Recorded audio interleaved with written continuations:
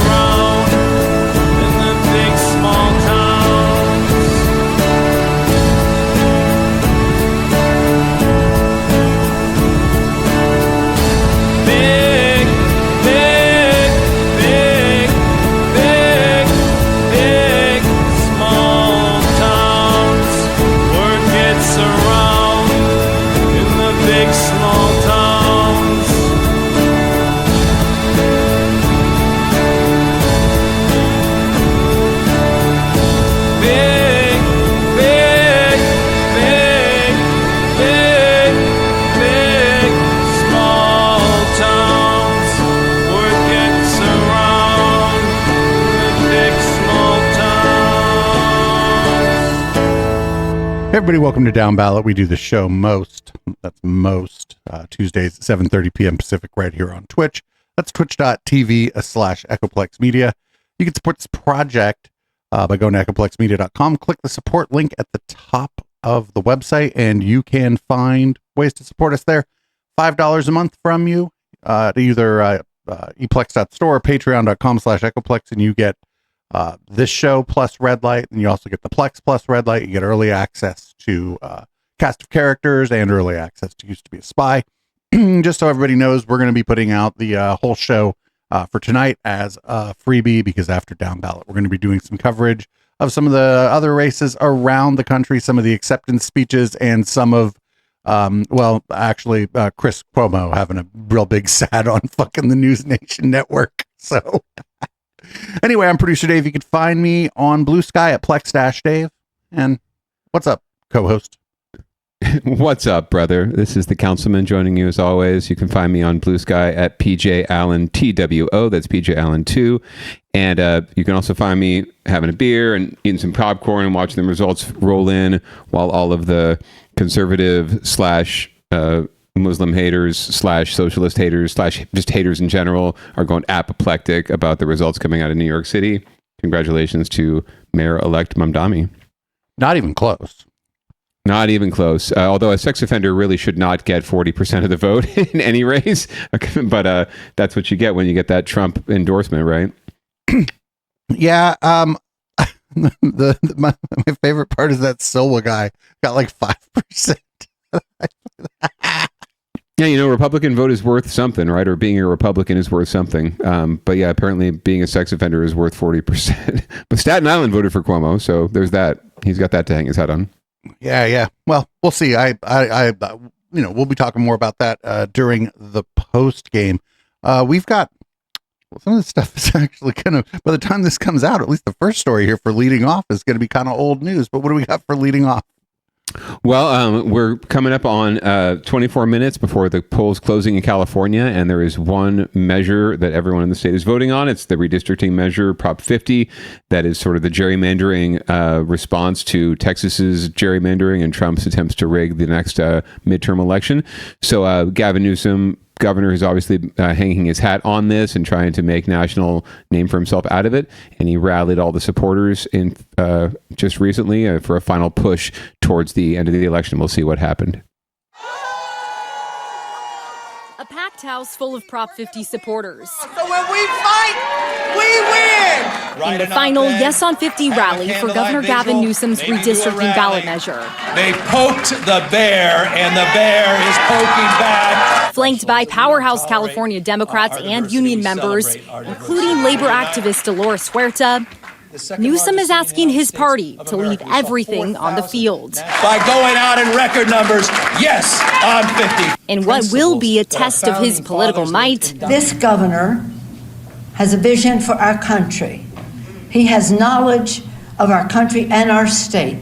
And a precursor for his political future. He's one of our champions, and we love Mr. Newsom. People who lead like that, we can go with that leadership because it's got integrity. Supporters matching the energy. We're very hopeful, we're excited and delightful, and we just know we got this. But even some elected officials acknowledging nothing with Prop 50 is guaranteed. It doesn't mean we will get 5 seats. It means we have an opportunity to win 5 seats. And it's all about power, and it has nothing to do with helping the people. Republicans warning the measure could set the stage for the possible elimination of California's Independent Redistricting Commission. It's an affront to our state constitution and an affront to what the voters have voted for multiple times. You know, we have the gold standard Citizens Redistricting Committee. But recent public polls showing the Democrats might be winning the messaging war, with Prop 50 expected to pass with ease Tuesday. The new maps aim to kick 5 of California's 9 Republicans out of their seats and will be in effect until 2031. And as of Monday, 4 red states have finished redrawing their congressional maps in this gerrymandering arms race. That includes Texas, Missouri, North Carolina, and Ohio. All efforts aim to help Republicans net upward of 9 seats in Congress in the midterms next year. And for Democrats, all eyes are on California. 9 other states total, blue and red, are debating getting into this battle. So I don't know. It looks like it's going to pass. I went and casted my provisional ballot because my move didn't work out right as far as the election people go. I voted yes, but I was really kind of ambivalent. And I think we talked about it a little bit on the show the last couple weeks. Absolutely. And I think this piece makes it abundantly clear that this, at this point, you know, with the projected success of Prop 50, we'll see. I'll monitor the results here as we're live, but it's certainly portends more for, or at least it's being leveraged more for Gavin Newsom's, as you noted previously, his national political ambitions. He has made no secret really about the fact that he's going to run for president in 2028. So this is certainly trying to position him as, you know, the whatever you want to call it, the Trump antidote, the progressive champion, the white male savior, as it were.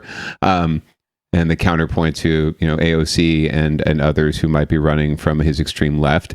So he's certainly trying to position himself, and that's a lot of what that piece was about, was fluffing him up there. Great visibility for our local reps. So Lofgren I saw there. I saw Eric Swallowwell. Saw Nancy. We still call him that because of fucking Hamburglar Dan. Sure, and it just makes perfect sense. It's just a little faux pas. And of course, Nancy Pelosi pretty much endorsing Gavin for president in that clip. So yeah, like you said, like they pointed out, the polls show that it looks to pass, and that could portend well for things locally. Because I know in Santa Clara County, especially, the folks trying to pass Measure A, our sales tax measure, to push back on and fill the gap of the cuts that have come down from the federal government to our healthcare system. They're hoping to hang their hats on Prop 50's success, and if it does do well, they should do well too. So hopefully good things are yet to come. But I think this is just a precursor of what we'll be talking about for the next couple of years here on Down Ballot, and that's the rise of Gavin Newsom's presidential bid. Yeah, I don't think we're going to get the election. I might get something later tonight for Prop 50, but California, the polls haven't even closed yet, right? They closed at 8. They'll close at 8. There'll be an early result posted with everything that they received as far as mail-in / dropped-off ballots through yesterday. So most of that will have been counted, and then what's left to count is anything that got dropped off today, or folks who voted at the polls, and some of what happened yesterday. But anything that came in over the weekend, they'll have that counted, and they'll post that right around 8 o'clock.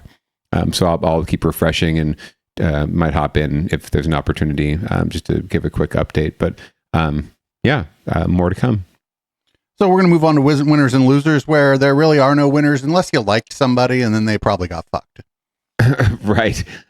So speaking of the election, the California GOP, which you saw represented there in that clip, talking about the destruction of democracy, which is just hilarious coming from them.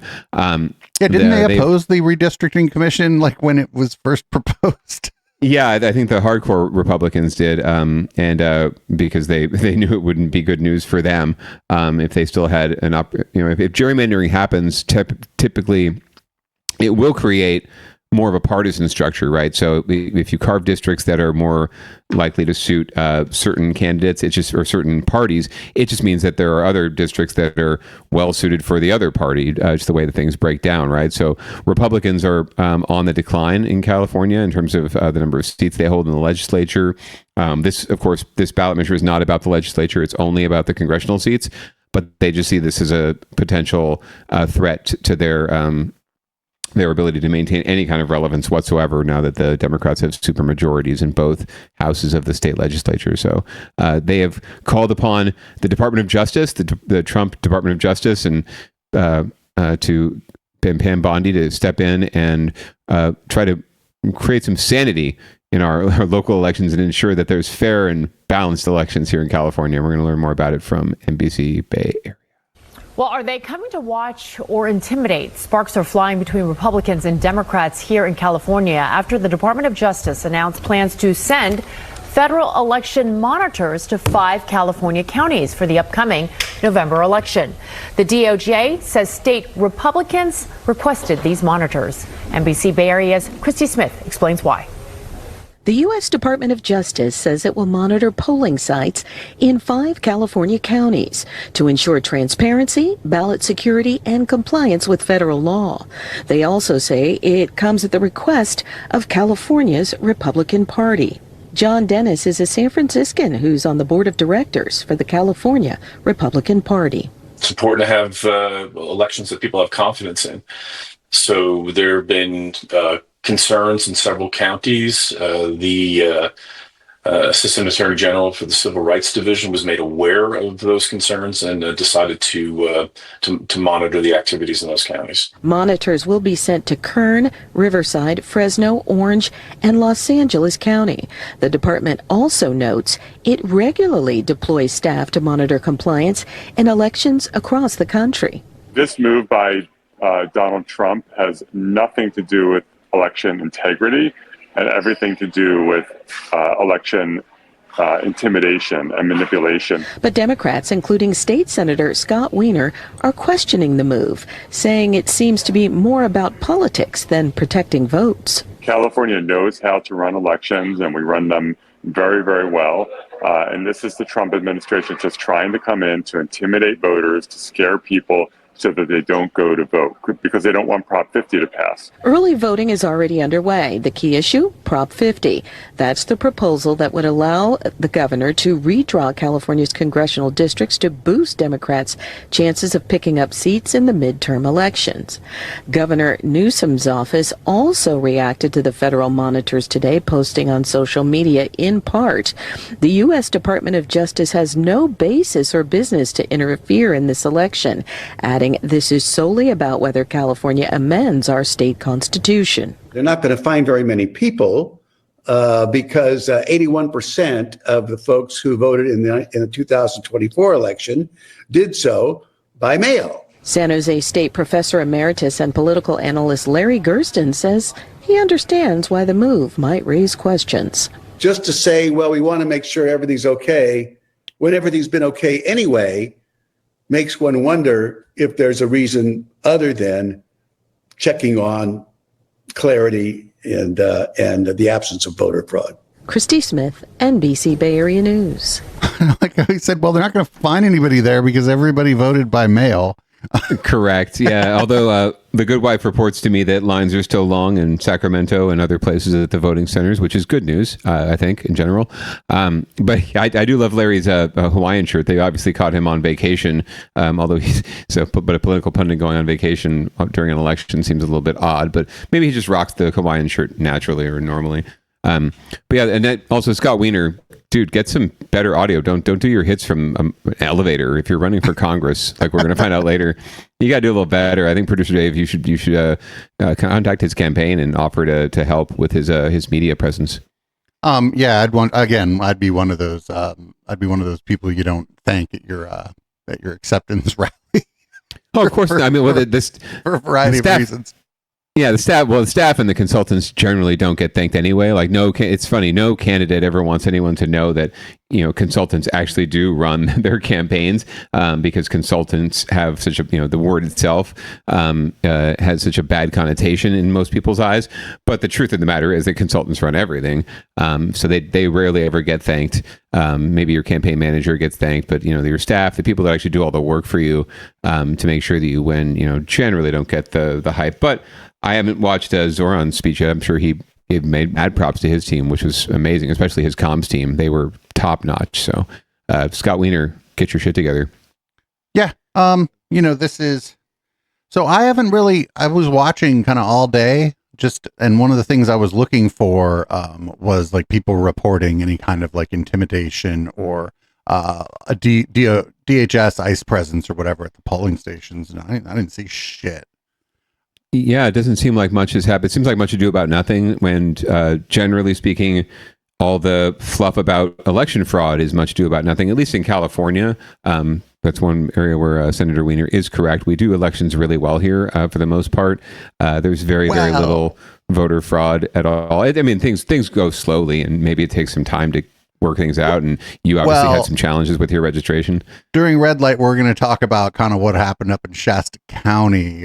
Just really quickly, they replaced their registrar of voters with some Mike Lindell style grifter, and they were asking consultants how to charge the devices that they need batteries for the election, during when they would die. And it was such a oh no, there's some estimates that out of that whole county they're only getting 7,000 or 8,000 votes counted tonight, when the dude fucking just yesterday said that they're gonna have all the votes counted by 10 p.m.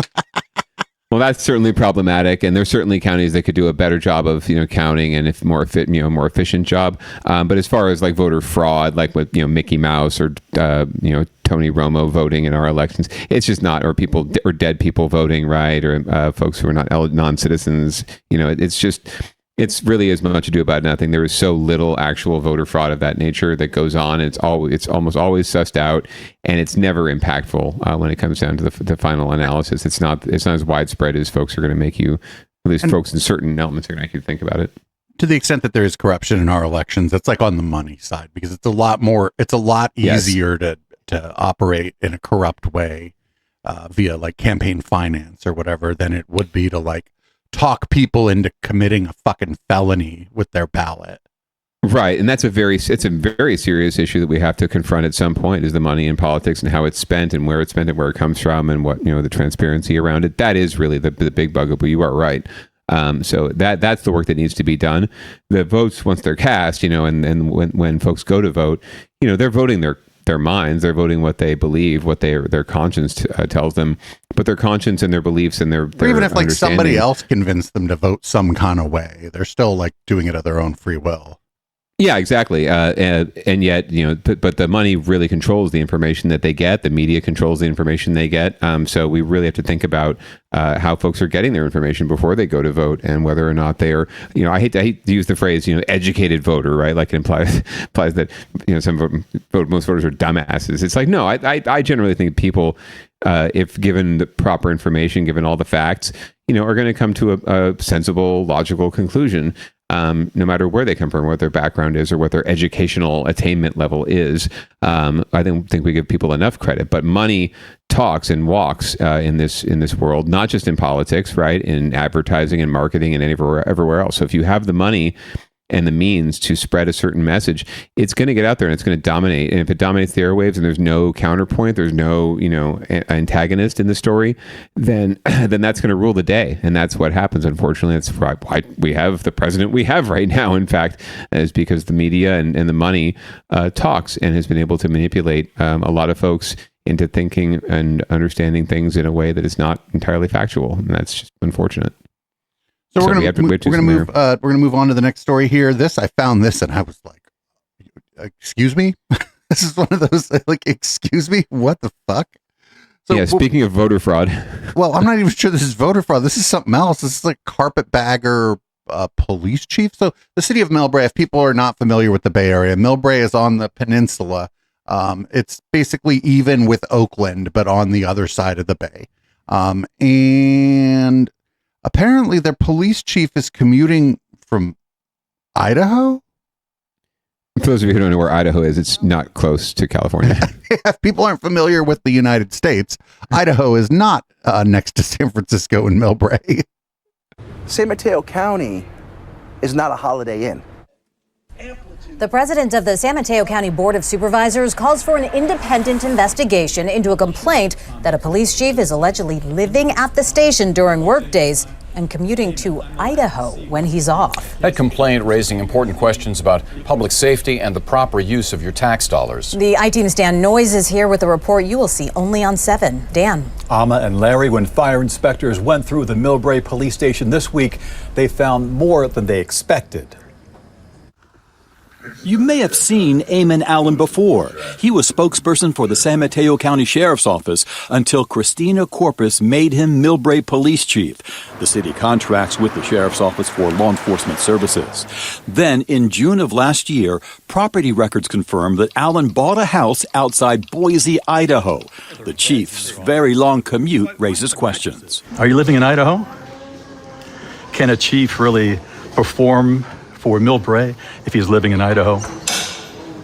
Despite repeated attempts, are you living in Idaho? Allen would not answer questions about a 646-mile drive to work or the hour and 35-minute flight. Not able to return to work on short notice in the event of an emergency is ridiculous. Former San Francisco Police Commander Rich Correa tells the I-Team, any police chief needs to be able to respond quickly to a high-profile crime, earthquake, or some other disaster, and that there's no substitute for hands-on and eyes-on experience 7 days a week. You'd want a police chief that's a stakeholder in the community and able to experience the community at a granular level to really understand it and know what's going on, and also to be present on short notice. Since Allen became Millbrae Police Chief, photos obtained by the I-Team show the station has added 2 bedrooms, a single, and a room with 2 mattresses. I asked for a tour of the public facility funded by your tax dollars. Eamon, I'm allowed to see what's in here. I can't see the mattresses that you have. See right through the window. Can you give me a tour? We're not doing tours right now, Dan. Sorry. I wanted to check out a formal complaint from the Millbrae city manager to the county attorney that says Allen uses the police station as bedroom facilities since he now resides in the Boise, Idaho area. In addition, Millbrae's Code of Ethics says no public employee shall use city-owned property for personal need, convenience, or profit. San Mateo County Board of Supervisors President David Canepa is calling for an independent investigation. If someone is living out of county or out of state, they have to pay for their own lodging.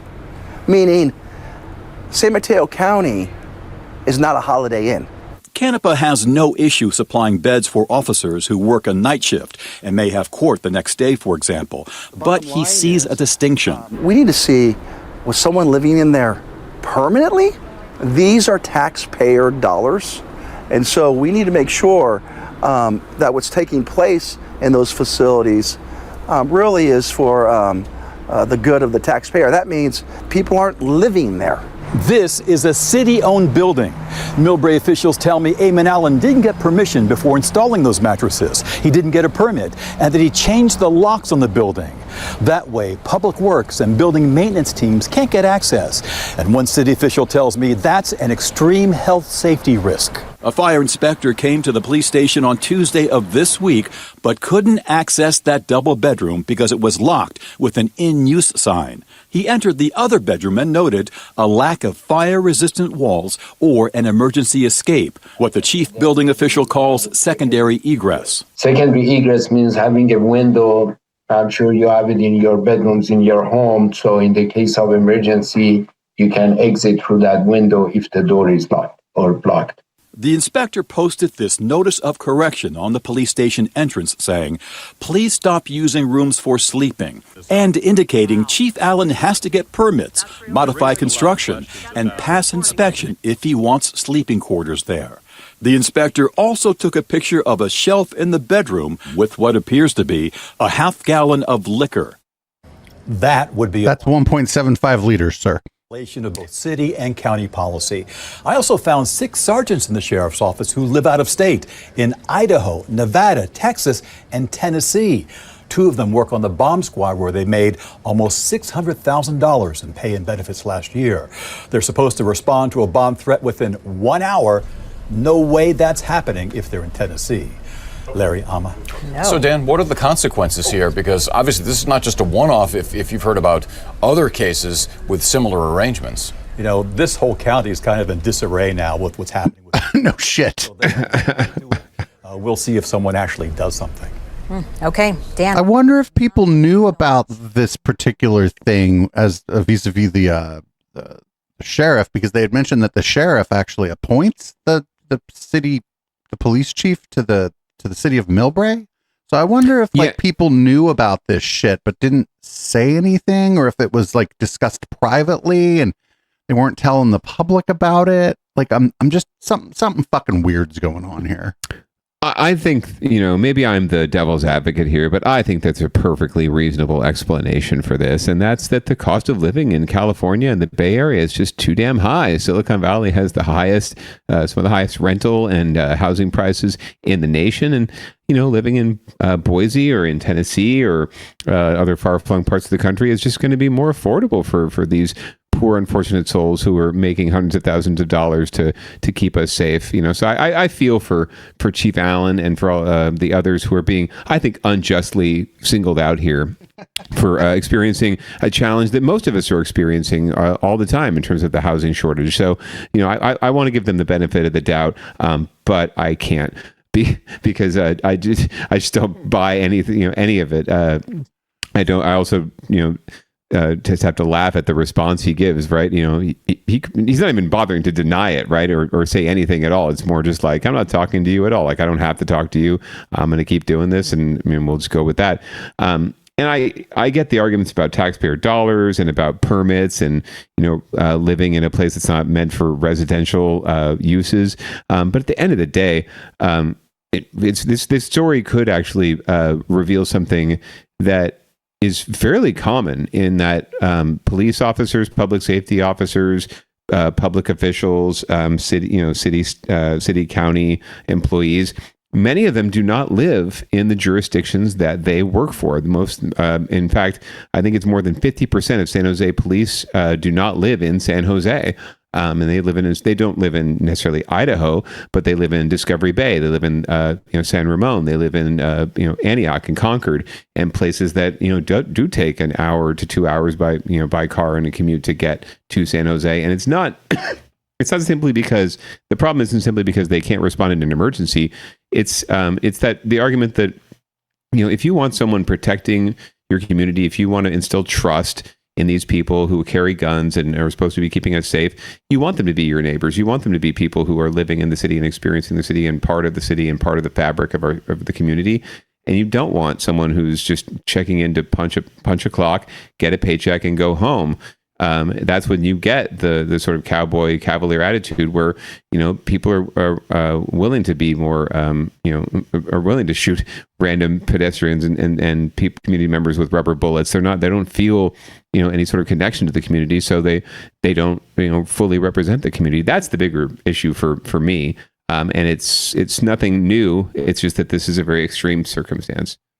And the other, the other thing is like, these departments talk about how they have a tough time retaining people, right? Well, let's, San Jose, for example, maybe but they pay a little bit more than Discovery Bay does, but maybe you do the math and you take the slight pay cut at Discovery Bay, and now you're not spending all that time commuting, and you maybe it's a wash anyway, and now this person's working in Discovery Bay and not San Jose because it's like, or they drive somewhere else that's an hour from Discovery Bay to make fucking $10,000 more a year, so it probably hurts retention. Just because they're like, well, I'm already driving all this fucking way, so why not go to SAC instead of San Jose, for example? Yeah. Yeah, no, it's certainly a problem. The cost of living here is absolutely a problem in terms of public employees, whether they're cops or they're firefighters or they're teachers. Something needs to be done systemically, but this is just a really egregious case, and I can't imagine this wasn't known during the and Corpus what's going on investigation. over in that county? There were people that turned like the train station into an apartment. This guy turned the police station into like a dorm or like a co-op. Like, San Mateo County is a hot mess right now, and David Canepa is trying to take advantage of it by getting media hits, but it goes all the way to the top. I think they need to get their shit together. Maybe we should put this under that category this week. Yeah, I don't know. This is dumb.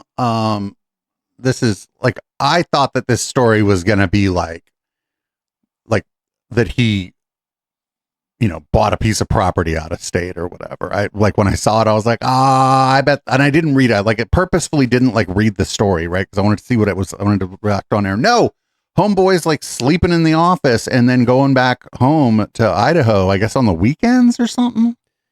Yeah, it's similar to what Congress members do. They spend most of their time in D.C., right? And they really only spend the weekend in their district. But it's kind of the reverse in this case.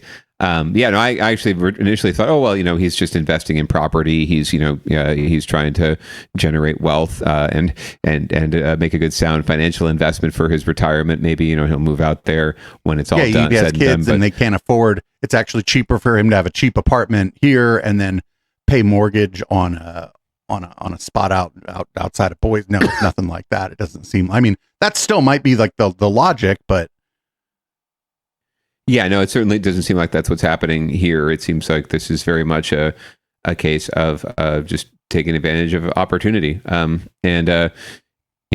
basically living rent free in a probably a pretty good neighborhood in Millbrae. I mean, I can't imagine a single bedroom in Millbrae rents for anything less than like $2,000 or $3,000 a month. So he's certainly getting away with quite a bit there.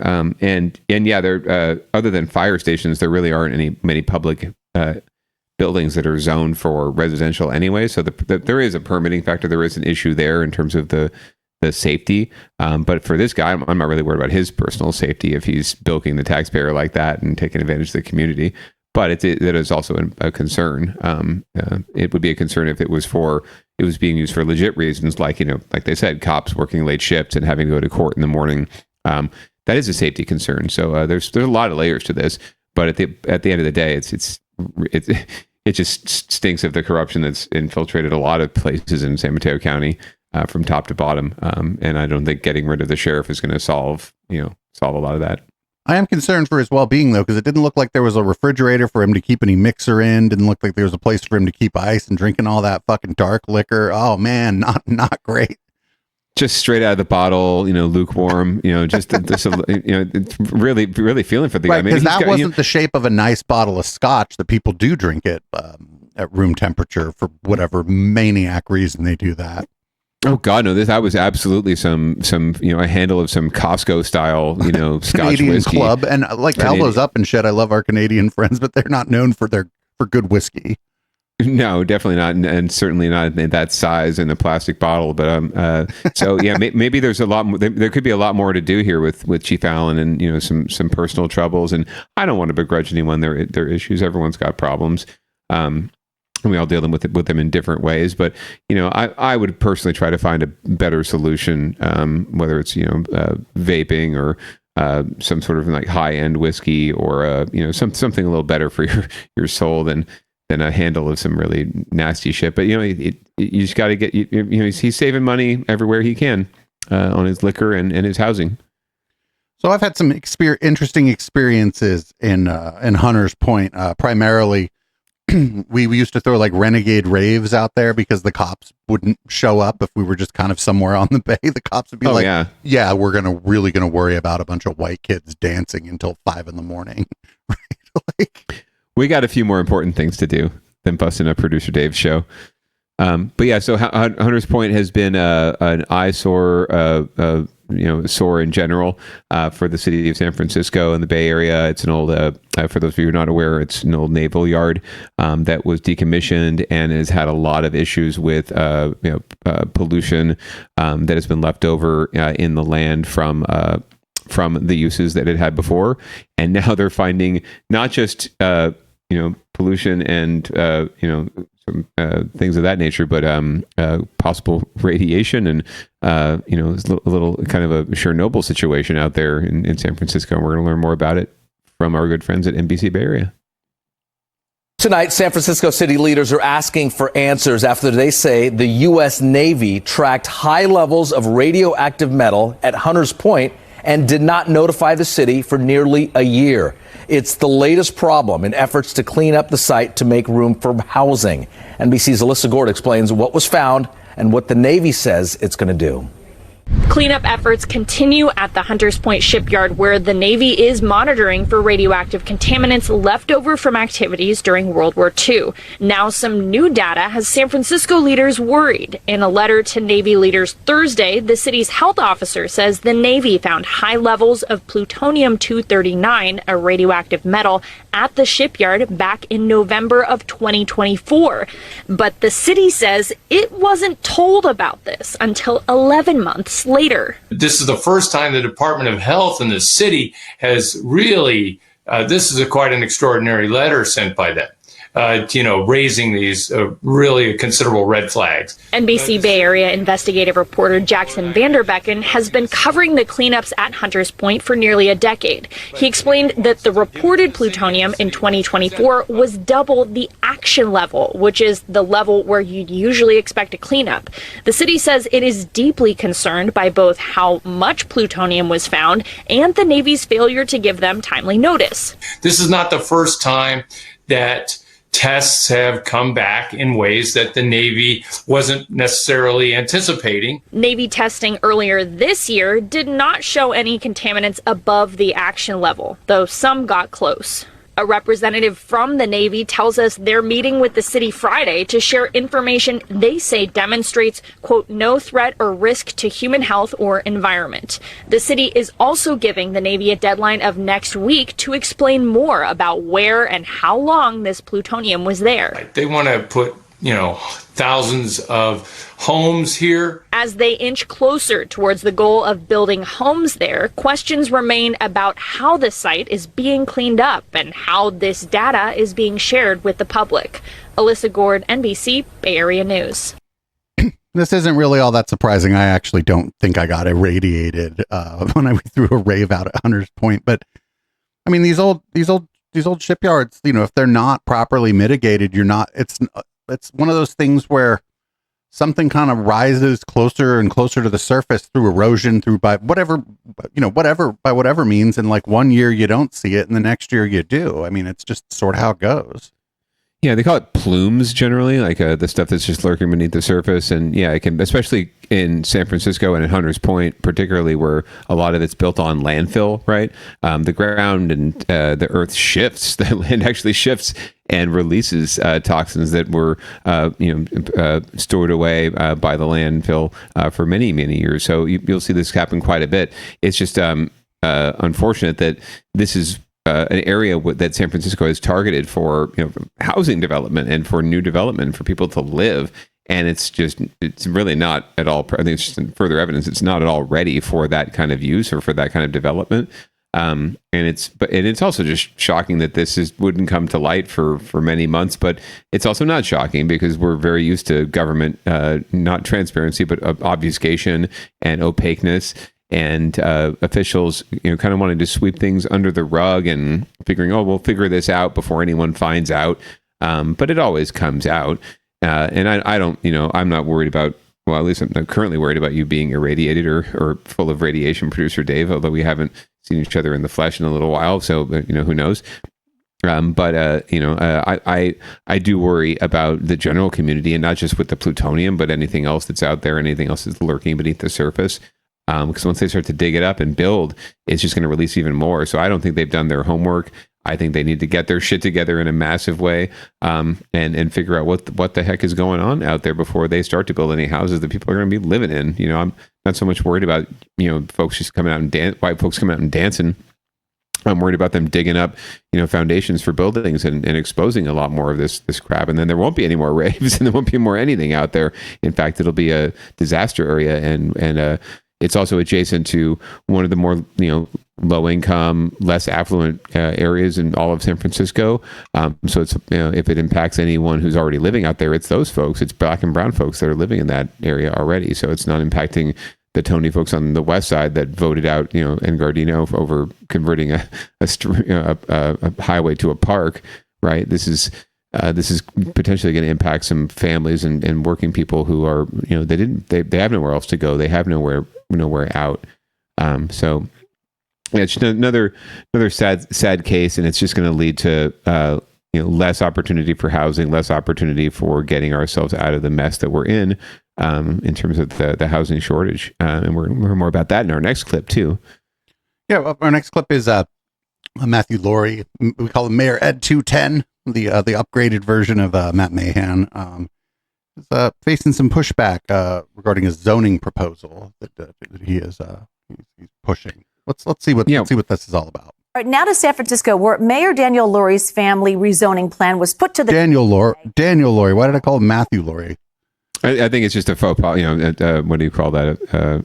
A Freudian slip. All right, now to San Francisco, where Mayor Daniel Lurie's family rezoning plan was put to the test today at City Hall. The goal is to add thousands of new homes to help meet state housing goals. But as Brad Hamilton shows us, according to a new report, the numbers just don't add up. Today, the Board of Supervisors held a critical meeting in regards to Mayor Daniel Lurie's rezoning plan, and it comes as a new report shows that this city plan will fall well short of its housing goal.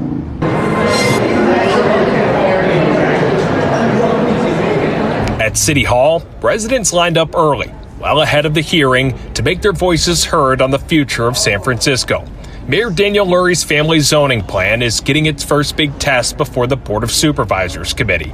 The plan would allow taller buildings and multifamily homes along major transit corridors in neighborhoods that have been mostly single family for generations. Places like the Marina, the Richmond, and the Sunset.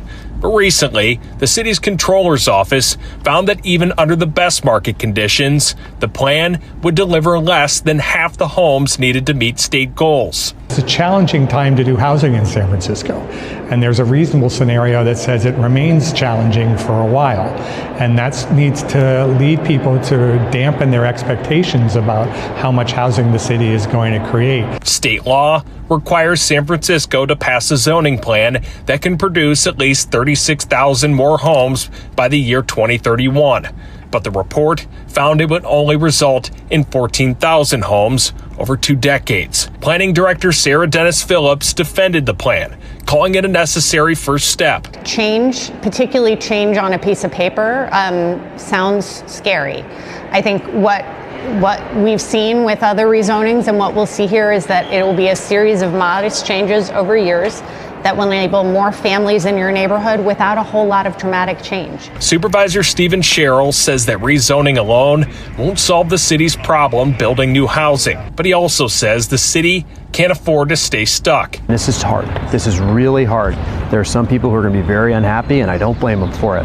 Inside City Hall, Stephen Torres, the owner of Twin Peaks Tavern in the Castro, said he worries about the plan and how it could do more damage than good. Our parcel is one of the ones it would be raised to one of the highest levels right there on the corner of Castro 17th and Market. And so all of these businesses that are soft story or commercial only, of which there are many on Castro Street, are now up for grabs. The mayor's office has not responded to our request for comment, but previously maintained the plan is critical to keeping families in the city. Today, that plan reached a critical step, but there's still a long way to go and plenty of pushback. The Board of Supervisors will have several weeks to make changes to this plan, but one thing's clear with this debate: there is no quick fix or easy way to build in San Francisco. So I know Twin Peaks, there'd be disruption to the guy's business, but that's a perfectly reasonable place to put a taller building. The building there's it's like 3 stories tall, 2 stories tall. It's like small, and it's like right there. I mean, the Castro is like a neighborhood. That shit's on Market. Yeah. No, it's important to know that. I mean, this is a zoning plan. It's not, and when it comes to urban planning, I think that there's a lot of hand-wringing and worry that's pretty much unfounded, because as was pointed out multiple times, it's really difficult to build right now, and any kind of redevelopment like this is not likely to happen anyway, no matter what the underlying zoning of a property is. So your property, the building that your business is in, could get rezoned today, but it doesn't mean that your landlord or your property owner, or you, if you own the property, are going to be flipping it into 17 or whatever story housing tomorrow. It's just not going to happen, and you're going to have ample notice if it is, and you're going to have an opportunity to find a way to maintain your business. But for the most part, zoning is just what it is. It's just a plan. A lot of times it just sits on the shelf and nothing happens because the market drives everything, right? If the market says that housing can get built, and it can get built in a way that's going to net people a bunch of money, then yeah, it might happen. But at this point, and right now especially, it's just not happening. So this is something where the mayor and other elected officials and state officials who pass sort of mandates for rezoning laws, they can all look really good, and they can look like and talk like they're doing something to solve the housing crisis and to, create more opportunity for families, like he calls it his family, housing plan. But really, it's just talk at this point. It's all fluff, and until the shovels hit the ground, nothing's set in stone. Nothing's changing. It's not going to change the fabric, and it won't change the fabric of the city. And you're right. Even if it did, this is proposed in areas where it is appropriate, right? Even if it is in the Sunset or somewhere else, or Richmond, these are on major thoroughfares, right? They're not talking about going up into, Seacliff, right, and building 17-story houses. They're talking probably along Geary, right, and 19th Avenue, in places where there's a lot, there's already a lot of buildup happening, and it makes a lot of sense to put infill housing. But zoning is zoning, and it has nothing to do with actual production or redevelopment happening. And again, that process happens over years and years and years and years. So I understand the concern from local businesses and residents, but a lot of it is blown out of proportion, because it's just not going to be the reality of what these things, what these new laws implement. And not for nothing, if they knock down the building that Twin Peaks is in, that's been there for so long, I bet that guy's got money and the connections where he would be able to just immediately find a new place in the neighborhood for his bar/nightclub or whatever. It would be almost like, it would cost him money or whatever, but it wouldn't be that difficult, I don't think, just because that's like a Castro, like an establishment in the Castro, like that people are like well aware of, like during Pride, you cannot get into Twin Peaks. Like, you just can't. They're making so much goddamn money. Like anytime there's any kind of street party event, or it's just Friday, that I'm sure he'd be just fine if he had to like relocate that bar.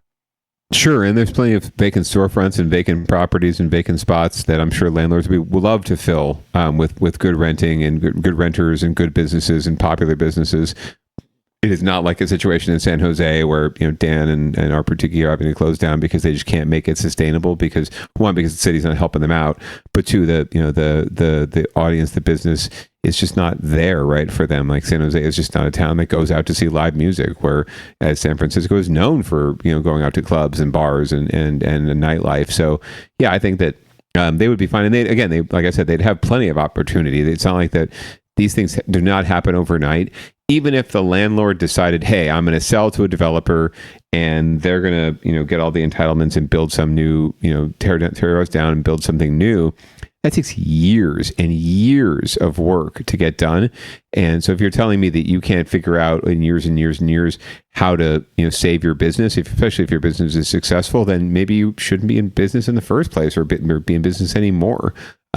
So that's how I feel. I tend to come down a little bit more on the bureaucratic side of things here, where it's, I get it. I totally sympathize with the displacement and gentrification factor.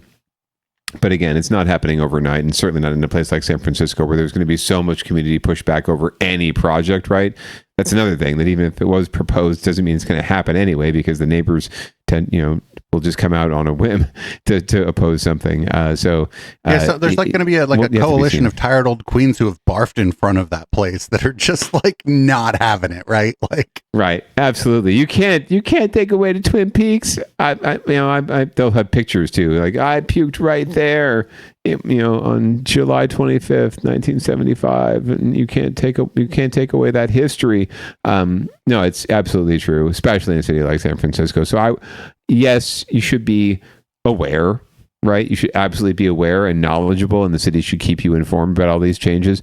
But I would not worry. The word worry would not be a thing. I would just be aware, and if you really want to save your building and save your establishment, then rise up and make your voice heard, because the squeaky wheel tends to get heard. Yep. So we are going to move back down to San Jose. San Jose and Caltrans have reached an agreement to clear a homeless encampment. I'm not sure this is good news, but it's news. Well, it's more the housing thread we're dealing with right now here on Downballot. So we'll find out more from Robert Honda and NBC Bay Area about what's happening. We're here on 1st Street near the Highway 280 overpass. This will be the first site cleaned up by San Jose, but partially paid for by Caltrans. Many others will follow. We found people sleeping inside tents under this 1st Street Highway 280 overpass near downtown San Jose. This is an example of an underpass encampment that used to flourish as the city and state debated who should clean it up. But those days are over. Next Friday, November 7th, they will have to be gone as the city takes over cleanup operations from Caltrans at 13 sites owned by the state. It's an agreement the state has already made with other cities, including San Francisco. The city handles the cleanup. Caltrans pays part of the bill. Governor Newsom made the announcement today, but San Jose Mayor Matt Mahan pointed out it's something his city has requested for years. The mayor even chided the governor a little on social media and at a press conference for taking credit for the New Deal, but says the bottom line, this is better than debating Caltrans each time over who should be clearing these camps. And the reality is that process is too slow, too inefficient. It often takes us 6 to 8 weeks to get permission from the state to even go out on their land to do outreach and cleanups. With this new delegated maintenance agreement, the state is giving us the ability to do their job for them, frankly. We're going to get out there and clean up state land because our homeless residents and all of our neighbors in San Jose can't wait weeks when the city is capable of doing it in days. Wait, what? Our homeless resident? What the? Advocates are downplaying the New Deal. I know a lot of the Caltrans sites there are unhoused, but what are they hurting? There's no place for them to go. What are they hurting? It's just another way to criminalize. I think they're criminalizing the unhoused right now. So the bottom line is the back and forth between the two offices is over, and the cleanups will soon be starting. And the mayor invited the governor to be here for the first cleanup. In San Jose, Robert Honda, NBC Bay Area News. That motherfucker just said the homeless people, the people that live there, can't wait to be like cleared out of where they're living. What? Oh no, this is completely on brand with the Mayor Ed 209's line and message that, you know, we're doing an inhumane service. We're treating these people inhumanely by allowing them to live on the street, right, and to go on living on the street without getting them into some sort of transitional or storage bin box that they call housing. And folks who don't accept it, they're doing themselves a disservice, and we owe it to them. We owe it to their humanity to save them and to force them into housing, or to arrest them and put them into the criminal justice system, to force them into treatment and drug abuse and mental health treatment, because that's what they really need. It's completely in line with his message, and also in line with his message that the county and state need to be doing more, and the city can't do it all, and the city can't do it all, and the city hasn't been doing it, and it's, the city doesn't really have the resources to do all of this. In fact, it's a lot of nonprofits, God forbid, the nonprofit industrial complex that actually does the services and provides services to people to ensure that they get into housing and they stay in housing and they stay housed and they get off the streets. The mayor just wants them off the streets because he wants everything nice and pristine and crystal for the Super Bowl and the World Cup and for all his voters in Almaden and the West Side and places like San Diego and other spots where he can, he's building his cred for his eventual gubernatorial run, right? So it's completely on brand for him. But you're right; it rings completely hollow to anyone who actually knows what's going on and can read between the lines. So he's trying to please both sides and say, like, well, it's the right thing to do, but really it serves his political agenda. It serves their political agenda, which is just clean things up, get these folks out of the way, get the icky homeless out of the way, and let's not do anything about the systemic problems that are putting them on the street in the first place. And that's something the city could, and he could take a leadership role in doing. Instead, all he does is snipe at Newsom and the state and snipe at the county, and blame them for the problems that have been created over the years, especially by his former colleague Tech Bros, right? Like the Silicon Valley billionaires are some of the worst offenders when it comes to the housing inequity and the income inequality we're experiencing, right? They're the ones driving all of this, and his robber baron friends are the ones driving this, and yet he's now that he's an elected official, he's trying to play both sides and say, well, we really need to do something for these poor people who are living on the streets, and it rings completely hollow to me. It's very performative, and it's just sad. Yep. Well, that's the state of play as far as homelessness in San Jose, and it's not great. There's all these reports that come out that San Jose is like the safest big city in the U.S. and whatever, and it's just kind of unfortunate that the mayor essentially is not like leaning into that, and instead leaning into you need to be worried about the homeless. It seems like it seems counterproductive. He's doing both, right? He's more than happy to tout like that we're the quote unquote the safest big cities. We always have been, frankly. I mean, it's not San Jose is not is a fairly suburban community still, right? So it's no surprise that it's a safe community, and it's no surprise that it's a safe community despite the fact that we have 6,000 people, who are homeless, more than 3,000 who are living on the street, because unhoused people who are homeless do not are not the drivers of crime, right? Like people who are housed commit more crime than folks who are not housed, but that is the narrative that is out there, right? So his line is that we need more cops on the street. We need horse patrol cops. We need to clean up these encampments because they're just leading to more crime. And none of that is true, but it certainly sounds good to the people who vote for him and the people who are going to continue to vote for him, the people who vote for Donald Trump, frankly. And the sort of MAGA light element we have here in San Jose, the folks who, suddenly now they're realizing we have a housing crisis because people are living on their street, right? It's no longer just downtown under the overpasses, right? They can see it on their commute. They can see it out their front door. They can see it in their front yard. And now some people are suddenly realizing there's a crisis, but they're still not willing to invest in the solutions that will get us out of the crisis. They would rather just sweep it up, pop them into storage bins, like I said, and forget about them.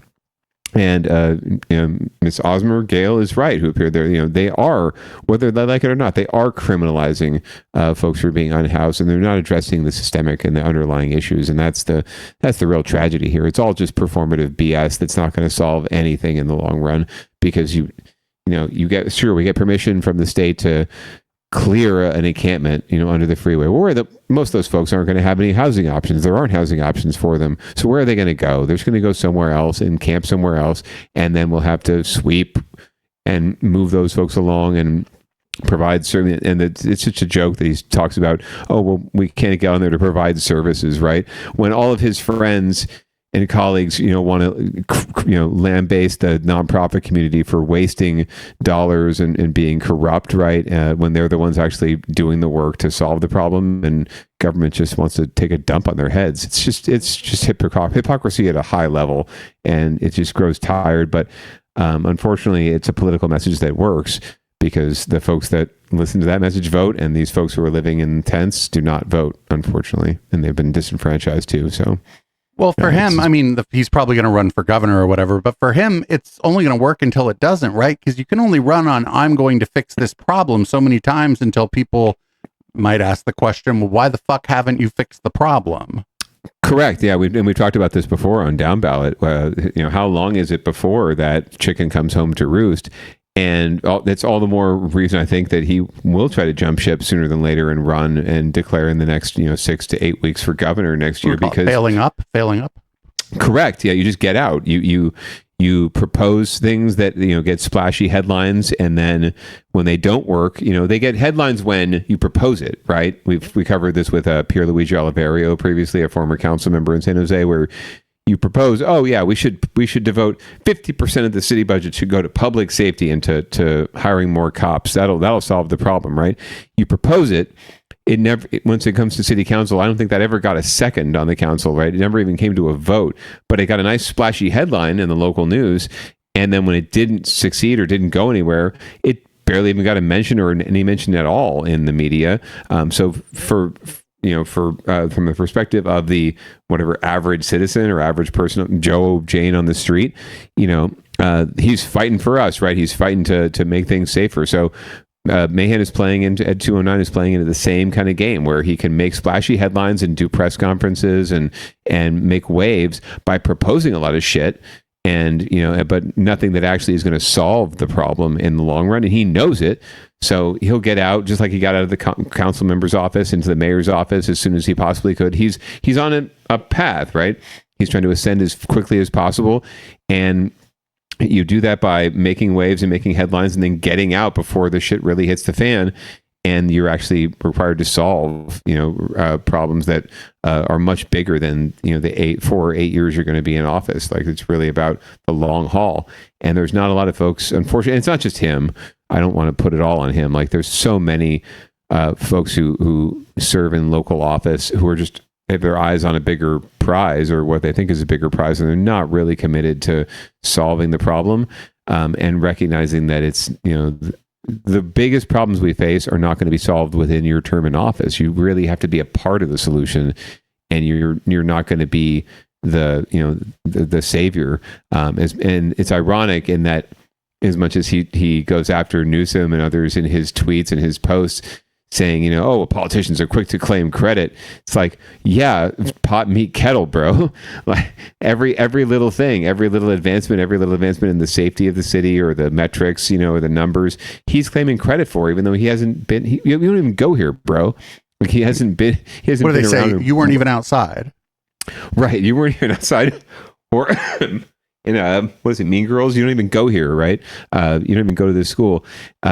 That's what really rings hollow to me, is that he's calling out everyone else for claiming credit, and all he does is try to claim credit for shit that wasn't his fault or his proposal or his policy, and he really didn't play much of a role in. But again, I don't no need to single him out. It's a pretty common trait.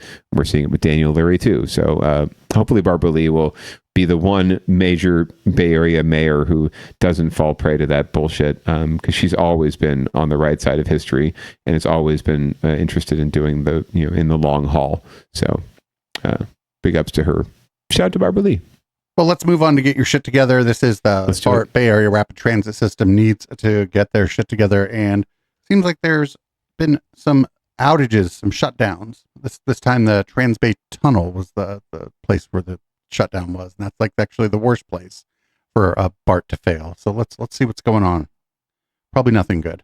Well, it was a frightening ordeal back in August after a BART train became stuck in the Transbay tube. Passengers struggled to get out as smoke streamed in through the ventilation system. Our investigative unit learned that BART's policy at the time instructed the operators not to turn off that system unless a train came under attack. We have learned, though, that BART has now reversed course. Investigative reporter Jackson Vanderbecken has a story you'll see only on NBC Bay Area. This is BART video obtained by the investigative unit through a Public Records Act request. It shows what it was like in the cab when the operator of train 387 was forced to stop in the Transbay tube in late August. There was a wall of smoke ahead of her that was starting to shroud her train as well. Central train 387 is real smoky. It's With the air conditioning system still running, smoke began streaming into the 8 cars of her train. Some riders began to panic. I can't see. I have people opening doors on the train, and what do we do? Back when that mishap occurred, BART did not allow operators to take action to keep smoke out. They were instructed to keep the ventilation system running unless their train came under nuclear, chemical, or biological attack. That's changed. We've learned that BART has issued a new notice that now tells operators to shut off ventilation to keep smoke out. But the smoke only partly explains the panic. For 5 minutes, as the car filled with smoke, passengers were frantically trying to figure out what to do and how to exit the train, fearing for their lives. That rider actually called into a BART board meeting to let them know some people never heard a single announcement from the train operator, even though BART insists she made several. So BART tested the speakers in that train and found at least 2 within the 8 cars where the volume was only about as loud as a dishwasher, far too low by BART standards. And this new BART timeline shows it took 2 minutes to fully activate the elaborate ventilation system in the Transbay Tunnel, which helps explain why there was so much smoke inside. The fans and vents should have turned on within 30 seconds. But a problem with the power system forced BART controllers to turn on the exhaust fans remotely, one at a time. For all the lessons learned, BART officials still can't say what exactly caused the incident. They're briefing the board about what they do know tomorrow morning. Jackson Vanderbecken, NBC Bay Area, we investigate. Wait, so they're saying they don't know where the fuck the smoke came from? Apparently, yeah. There's a whole lot that no one seems to know in this situation. And shout out to Jackson Vanderbecken, by the way. He was on the piece earlier about Hunters Point. We should really rename "Get Your Shit Together" Jackson Vanderbecken section reports, because he's on the Millennium Tower, he's on BART, he's on Hunters Point. He's just on all the. Every time someone needs to get their shit together, particularly in San Francisco, he is on it. But yeah, it's. What we don't know about the situation, what we don't know about what's causing outages in the BART system is more than what we do know. And it's not just this. There have been power outages. There have been just whole line stoppages, computer failures, so many issues with this system. And it's not inspiring the confidence it's going to take to pass what's proposed as a regional ballot measure to support public transportation, especially BART, which is not cost recovery and not succeeding in meeting its goals. It's certainly not going to help the case if the system keeps failing, right? Like if we have situations like this where people are having their train car filled with smoke, and these are the commuters, these are the people you rely on to vote for these issues and to support you. If you're undercutting them and risking their health, and you can't explain what's going on, it just doesn't portend well for the public will to support the system. And we desperately need public will to support our public transportation system if we ever want to see improvements. So it's just bad news all around. So there's a couple things I don't know here. One, I don't know, was this in conjunction with the system itself failing? Like, was the BART car immobile at this time? Not like that they stopped it because of some kind of emergency or because of the smoke, but like, was the BART car immobile? It doesn't sound like it's related to that. It seems like these are separate incidences that are So piling I up. wonder, and I know like there's no real answer, like because if you don't have the information in real time, but if the tunnel's filling with smoke and there's no evidence that there's actually a fire, like in front of the train, I would think that if you were gonna fucking take like leaving the train there while the tunnel fills with smoke, you're taking a risk, right? So I would think if you're taking risks, I would think that reducing the speed of the train and trying to get it the fuck out of the tunnel is like a smart thing, right? Make sure that if you can't see shit, I don't know, but like, I don't know. I just feel like if the tunnel's filling with smoke, but there's no evidence that there's a fucking like active fire in the tunnel and that the smoke is maybe coming from, I don't know, some piece of equipment or something, it might be, like, all things considered, like, just reduce the speed of the train. And if you're headed towards San Francisco, try to get the train to fucking Embarcadero and get everybody off the fucking train. Or if you're going the other way, try to get everybody to fucking West Oakland BART and get them the fuck off of the train. Yeah, it would seem to be the case. I'm guessing there was just some reason they couldn't. I'm assuming. Well, it's probably policy, and I mean, I understand. Like, if we don't know what's going on, stop the train. And that makes total sense if you're not in a tunnel that is filling with smoke. Right. Absolutely. So, and the idea that unless you're under nuclear attack or terrorist attack, that you can't move the train in those situations, or that you can't turn off odd. That you shouldn't turn off if you start to see smoke fill in the tunnel, I would think that there would be sensors on the outside of the train. If it starts to detect smoke, you'd think the first thing it does is turns off the fucking system that brings the outside air into the train. I know you run out of oxygen eventually, but yeah, no, I don't. There's more that we don't know here than we do. So I can only assume or conject what might be happening here. But it's just not. Again, it's just not good. This is just things are just piling up for BART right now. The problems and the backups and the shutdowns are piling up, and they don't seem to have a lot of answers for it. So they have. That's the reason why they're under get your shit together, because they really need to get their shit together, or we risk losing or putting this really valuable and necessary public transportation system at risk of failure because it's just not fulfilling its goals and not keeping people safe at the fundamental level. You got to get people where they need to go efficiently and cheaply, but you also have to keep them safe and keep them alive. So yeah, I don't know what to tell you. I wish we knew more. Yeah, I don't know. And I don't know how many sensors or whatever in the tunnel, but if there's heat sensors every, quarter mile or whatever in the tunnel, and none of them in front of you were showing any like significant increase in heat, I think the thing to do is get the fuck out the tunnel. One would hope, right? It certainly gives me trepidation now every time I go in the tunnel. Frankly, on BART, I'm already a little bit claustrophobic and a little bit concerned in spaces like that. And especially knowing it's a 50-year-old system, right? And it hasn't really had all that many upgrades in 50 years, other than new trains that still make shit tons of noise because of the way that the tracks and the grade are built. Yeah. Again, I don't know what to tell you. I wish we knew more. Well, we're going to move on to down ballot watch, and in news that is going to really piss off Hamburglar Dan Bidandi. It looks like Scott Wiener is going to be running for, he's not waiting for Nancy Pelosi to resign, and he's going to be running against her in the Democratic primary for her seat. Yeah, let's find out more. Yeah, let's find out more. Breaking news now. State Senator Scott Wiener has announced his official bid for Congress. He's running for the seat currently occupied by Speaker Emerita Nancy Pelosi.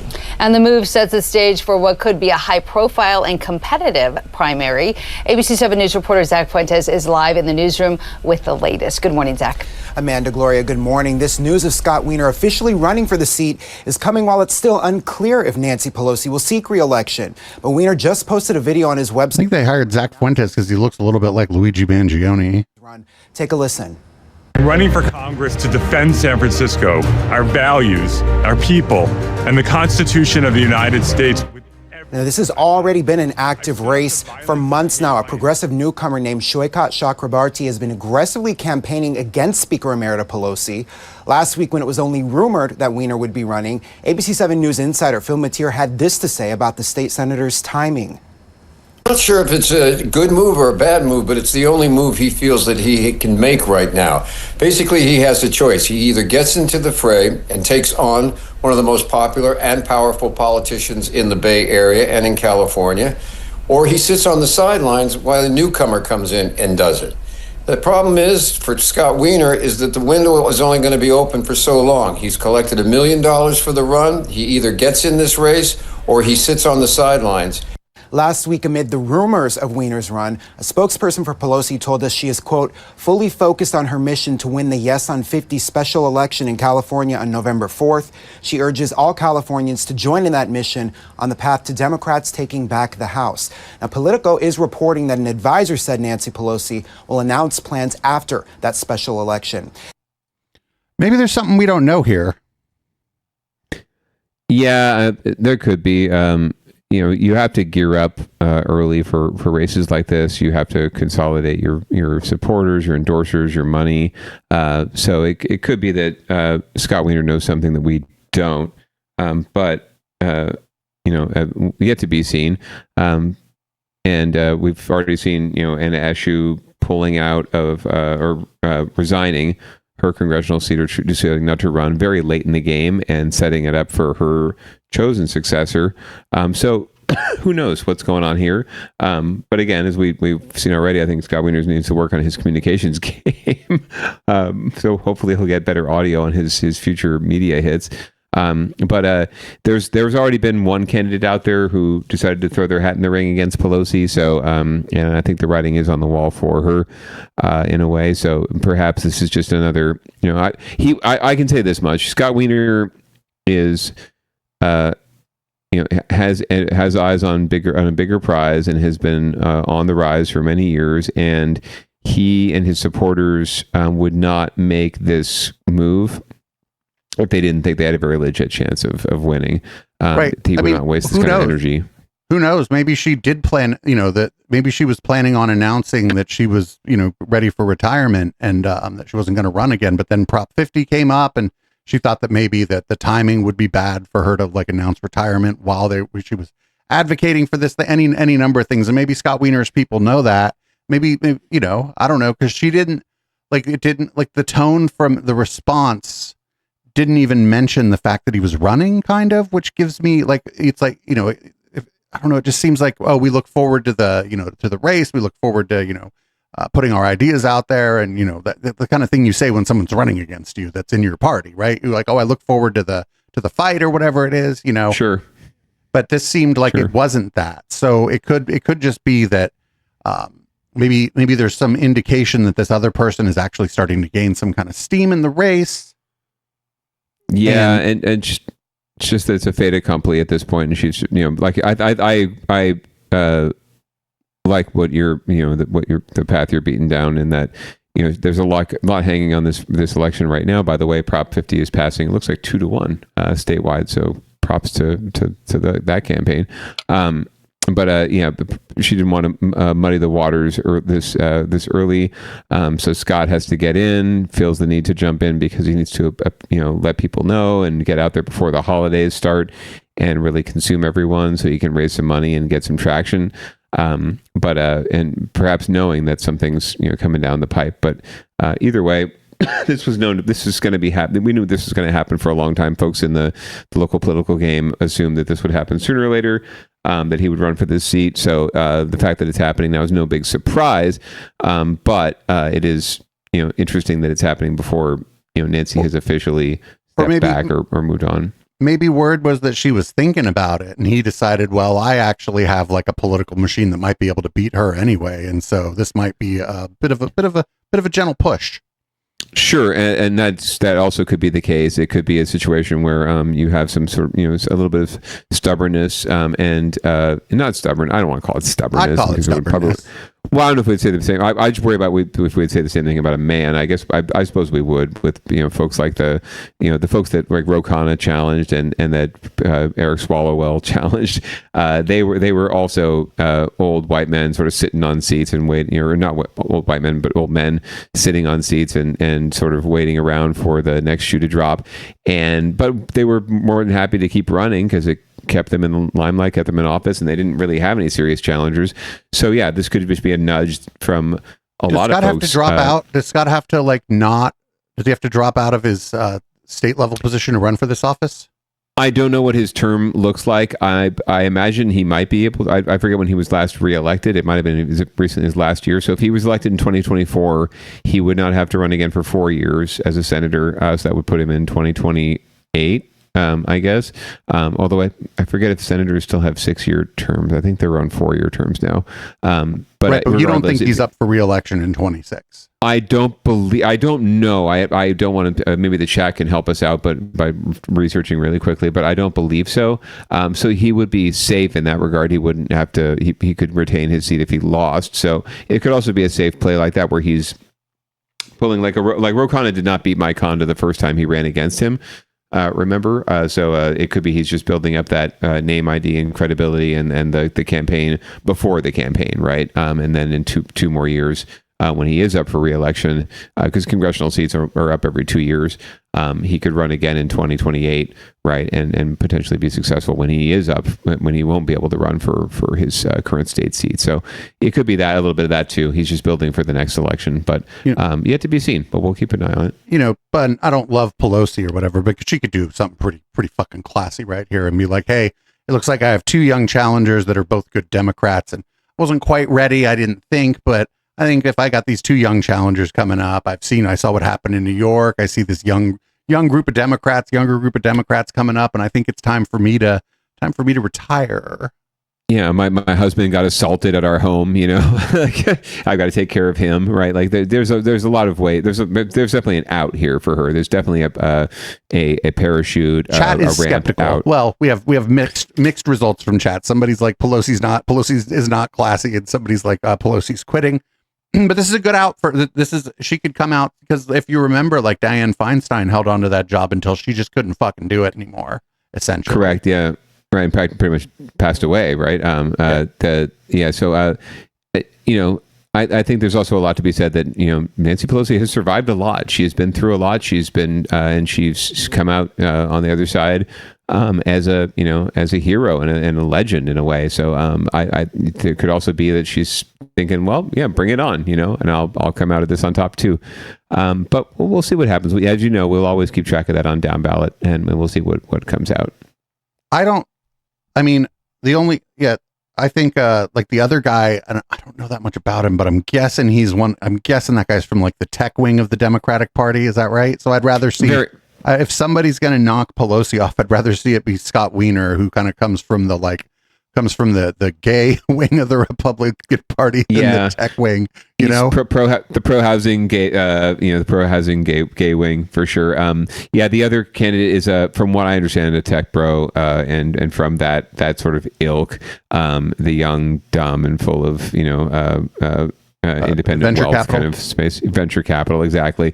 I would also much rather see Scott take this seat than him. So at the end of the day, that could also be Pelosi's game too, is that she will wait and then throw her weight behind Scott and do the classic, quote unquote, classy thing, as you're saying, and step aside. But again, we'll keep watching here on Downballot. Anything's possible.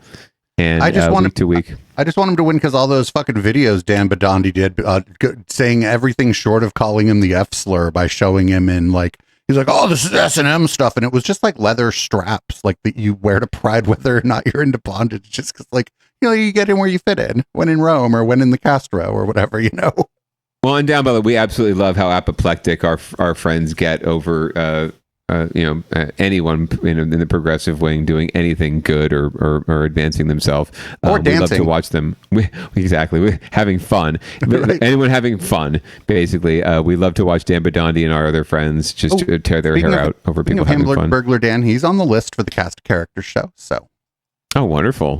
We have a lot from him. We have the time that he got ran out of Boston after the Boston bombing. We have the time that he touched the whale.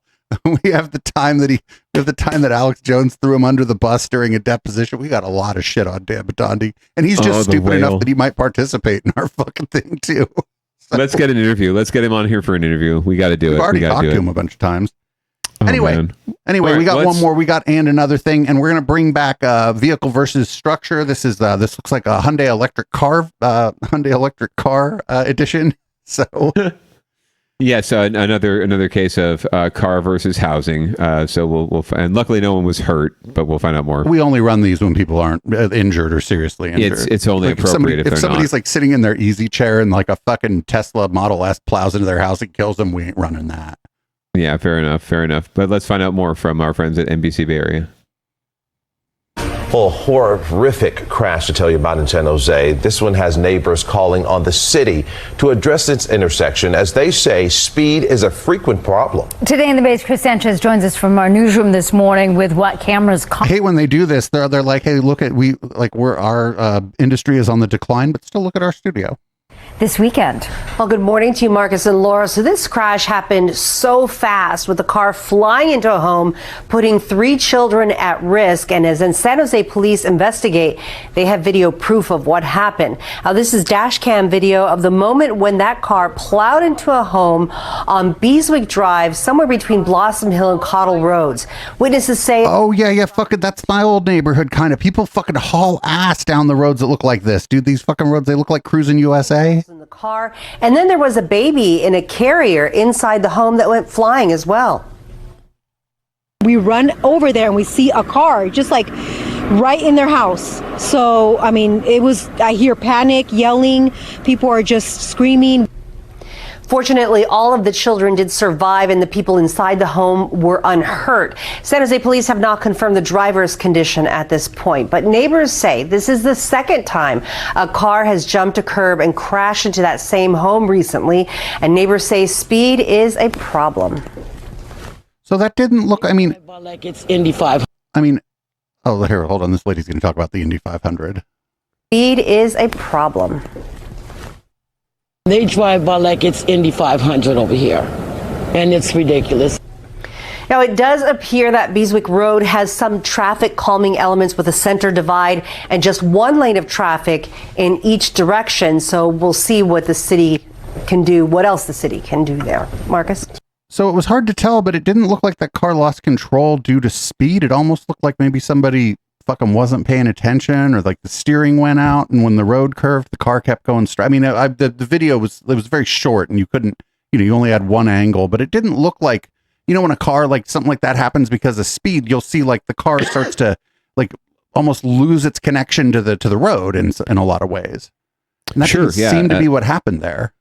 Right, or it's a sharp turn, or it's something where the speed does cause it. They've said that they've already had a road diet there. They've had right sizing. They've had a lot of measures already to slow people down. It did not look like that was the case. It looked like this looks like an absolute case of distracted driving, which is becoming. Or maybe something happened to the driver, or maybe like the steering malfunctioned, or maybe they had the car in fucking autonomous mode, or. Well, we'll learn more about that later. But I'm going to chalk it up to distracted driving as an assumption, simply because I'm just seeing more and more. The more time I spend on the road commuting, especially, the more and more I'm seeing this. It's just people are not fucking paying any goddamn attention to what they're doing anymore in their car. It's like they think they're driving an autonomous car and it's getting them where they need to go, and they can just stare at their phone the whole time.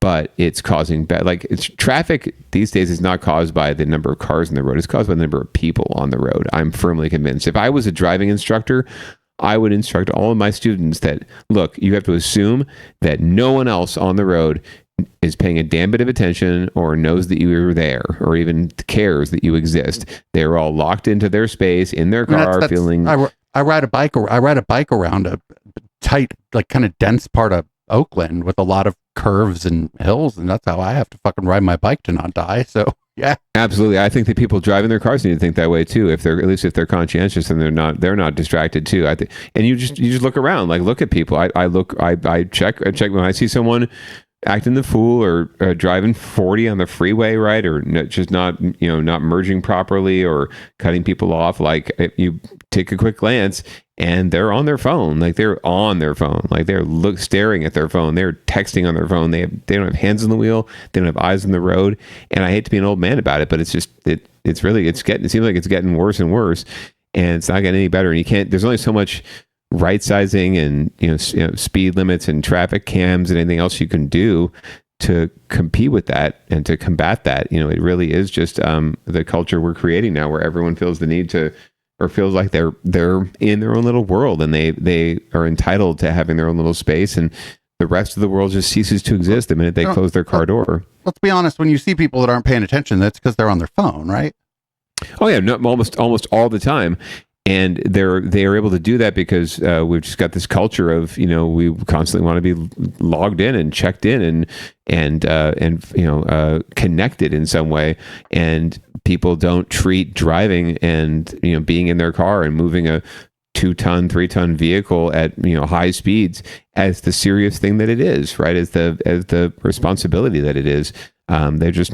They're not aware of their surroundings. And it goes even double, man. If you live near a school and you've got parents dropping their kids off, right, and you're just adding that layer to it, people act the absolute fool. They just have no idea that anyone else exists at all. And that I'm amazed that there are not more accidents, that there are not more people dying on our streets because of this. Maybe it's only because they're so distracted, they're driving so slow that accidents don't happen, but backups happen and massive inconveniences happen, and occasionally people drive into people's living rooms. I like the other, I also see whatever, it's the person in the vehicle's responsibility. I see pedestrians just go walk across the street looking at their fucking phone while they're yes, completely. I've seen a motherfucker in the last week, 0 hands on his handlebars on his bike, on his phone texting. I don't know, maybe he's playing Candy Crush or some shit. But I'm like, do you want to die, motherfucker? Oh, absolutely. I drive. I have a 3-minute commute from where I work to where I pick up the bad baby at preschool. And on the way, I pass San Jose State, and there's a pedestrian crossing, but there's a light. There's a signal light there, right? I've got a green light to drive through, and I have multiple times in the past, every week, I see students or just random folks walking, riding their bike, just running out into that intersection without even looking up on a red light, like they're on their phone or they're not even paying any attention. They don't even look to see if there's anyone coming, because they don't even recognize the fact that they should probably stop when it's red and they're crossing a street. So yeah, folks are just completely checked out right now, and they're so locked into their little spaces. And maybe it comes from being someone who grew up analog, right? And grew up before all this, that I remember what it was like before this. So I treat it with a little more respect, and I only spend I spend 2 hours on my phone. My screen time tracker says I spend 2 hours looking at my phone every day, and I think that's a lot, frankly, because I'm only up for 16 hours a day. I mean, we're almost done with Old Men Yell at Phone, but I've only once have I been the driver in a car accident, but I've been unfortunate enough to have been the passenger in cars where, thankfully, none of the times really was anybody hurt, but where, my friend's cars got hit one time. I was just fucking sitting there, and my friend Leanne's car, somebody plowed into the back of it 20 miles an hour. 20 miles an hour seems slow, but not really. And so I'm just aware of having been in the car. I'm like, well, what if I was just sitting there on my bike? I'm aware of the physics of the situation. Yeah. 20 miles an hour when you have a car running into a bike is not there's no more. The person on the bike's probably going to die. Yeah, absolutely. So it doesn't take a lot. It's I think we'll see more of this. This will not be the last time we see car versus structure. Although it looks like the structure took the biggest brunt of this. It looks the car came out fairly okay. We didn't see the front of the car, to be fair. That's true. But for now, we'll give with barring further information, we'll give it to the vehicle in this one. But I don't think it deserves it. And I feel bad for the folks that had their home invaded by a car randomly on a weeknight. Anyway, you want to read the show out? Absolutely. Well, I say read like there's something you're reading. Right. Let me just pull up my standard, call outs. Thanks so much for joining us. As always, we do this show almost every Tuesday night, 7:30 p.m. Pacific, right here on twitch.tv/Echoplex Media. You can find out more at echoplexmedia.com about all the wonderful programs that producer Dave and others bring to you, both in visual and audible form. I hope you'll stay tuned for the Red Light post game, where producer Dave will be talking about Zoran, about Abigail Spanberger, about Chris Cuomo getting apoplectic, about his sex offender brother losing the mayoral election, and much, much more from our election night coverage. Please just come back next week. We hope to see you then. In the meantime, get vaccinated, wear a mask. Pants are totally optional. This is Audible Smoke Signal.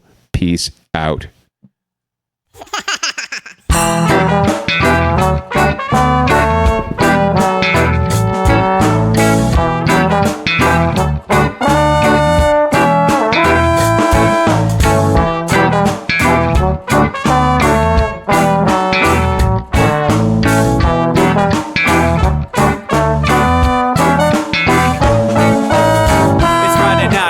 Time to get the party started. Pick up my phone just to check and see who's calling. Dress up real nice for the ladies at the bar, and I'm driving in my car just to get to where they are.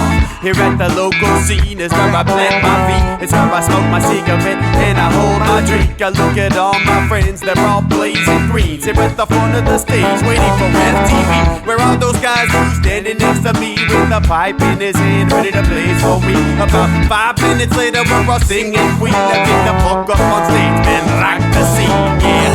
We do what we want, and what we want is to jam. So sit back and enjoy the band. We do what we want, and what we want is to jam. So sit back and enjoy the band. Enjoy that band.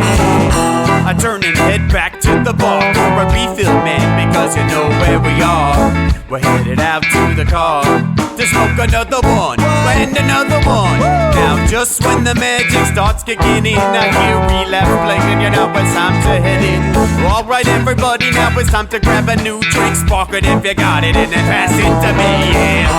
We do what we want, and what we want is to jam. So sit back and enjoy the band. We do what we want to do, and what we want is to jam. So sit back and enjoy the band. Enjoy that band. Last up on the bill for the show tonight is Down and Dirty at 5, so we're headed outside to spark up another joint. Now who's got my lighter? Stoner E, of course, shouldn't you be inside? I'm all up in this bitch, being who I gotta be. I'm fucked up like the U.S. economy. The truth is that I don't think logically. Stoner E take you on a psychedelic odyssey. Now inside motherfuckers is rockin' me, and outside shit we smoke a lot of broccoli. Rocky the roller, yo, that sexy girl be jockin' me. Ain't too drunk to fuck, but I'll probably do it sloppily. We do what we want to do, and what we want is to jam. So sit back and enjoy the band. Enjoy the band, enjoy the band. We do what we want to do, and what we want is to jam. So sit back and enjoy the band. Molly say that he like jamming, and he hope he like jamming too. Well, I gotta say, thank you, Bob, we do. Yes, I gotta say, thank you, Bob, we do. Well, Bob Marley said that he like jamming, and he hope he like jamming too. Well, I gotta say, thank you, Bob, we do. Yes, I gotta say, thank you, Bob, we do. Yeah, we do what we want, and what we want is to jam. So sit back and enjoy the band. We do what we want, and what we want to do, what we want is to jam. So sit back and enjoy the band. Enjoy that band. We do what we want to do, what we want is to jam. So sit back and